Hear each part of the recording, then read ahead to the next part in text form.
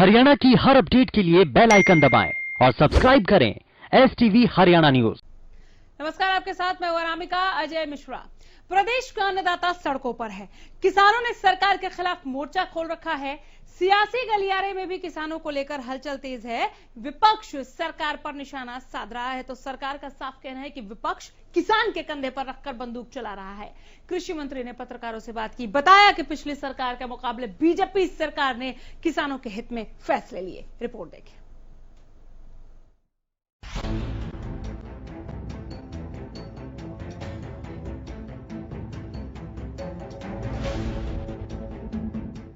प्रदेश में किसान का मुद्दा गर्माता चला जा रहा है।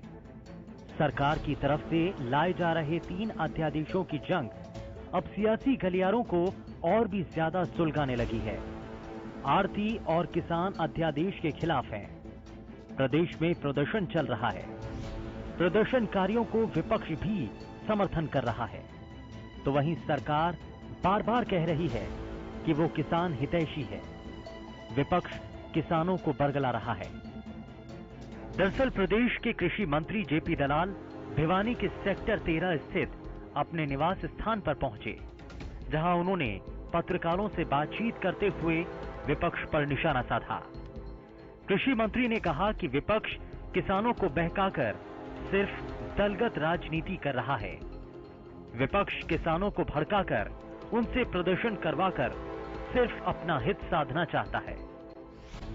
धरने प्रदर्शन रास्ते जाम करा के अव्यवस्था फैला के ये कांग्रेस पार्टी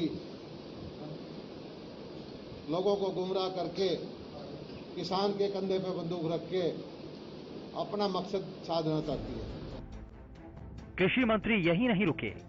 उन्होंने आरोप लगाया कि विपक्ष इस मामले पर सिर्फ सियासी रोटियां सेक रहा है। सरकार किसानों के साथ है और विपक्ष की मंशा को कभी कामयाब नहीं होने दिया जाएगा। मंडियां चली थी आज से 6 महीने पहले, सरसों की, गेहूं की। हमने अच्छी परचेज चलाई, तब भी कांग्रेस ने आढ़तियों के आगे करके बायकाट करने की बात की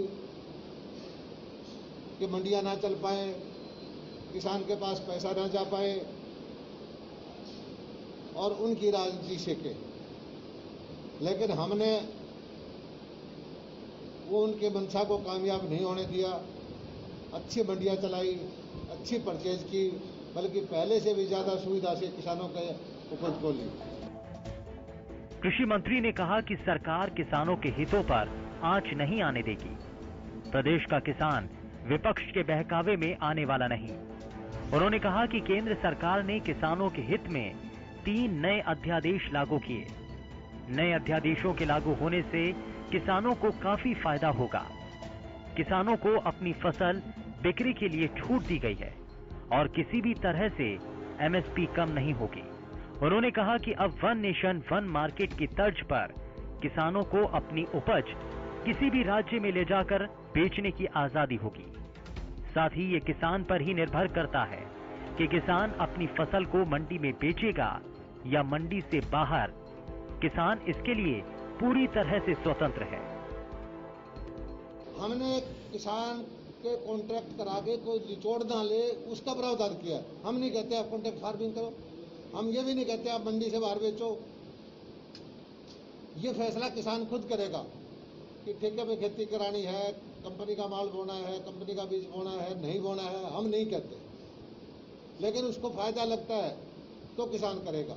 लेकिन किसान के साथ कॉन्ट्रैक्ट अगर वो कर देगा तो किसान का जमीन नहीं हड़पने देंगे, किसान का शोषण नहीं करने देंगे। इस दौरान कृषि मंत्री ने तुलनात्मक आंकड़े पेश करते हुए बताया कि उनकी सरकार के कार्यकाल के दौरान पिछली सरकार के मुकाबले किसानों को काफी फायदा हुआ है। प्रदेश में साल 2013-14 में खाद्यान्न उत्पादन जहां 153.54 लाख मीट्रिक टन था, वहीं 2018-19 में किसानों को समय पर बीज, खाद, कीटनाशक दवाइयों और समुचित मात्रा में नहरी पानी मिलने पर उत्पादन बढ़कर 181.44 लाख मीट्रिक टन हो गया।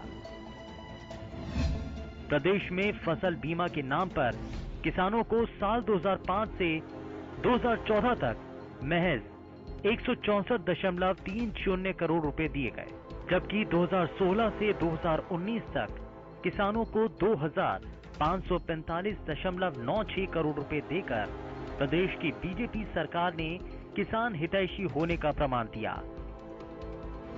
गन्ना उत्पादन की बात की जाए तो प्रदेश में 2014 तक गन्ने की औसत पिराई 437.24 लाख क्विंटल थी, जो साल 2018-19 में बढ़कर 645.31 लाख मीट्रिक टन हुई। साल 2005 से 14 तक गन्ने का औसत उत्पादन जहां 48 लाख क्विंटल था, बीजेपी की सरकार आने के बाद 2014 से 19 तक बढ़कर औसत उत्पादन 66.45 लाख टन हुआ। सरकार खुद को किसान हितैषी बता रही है।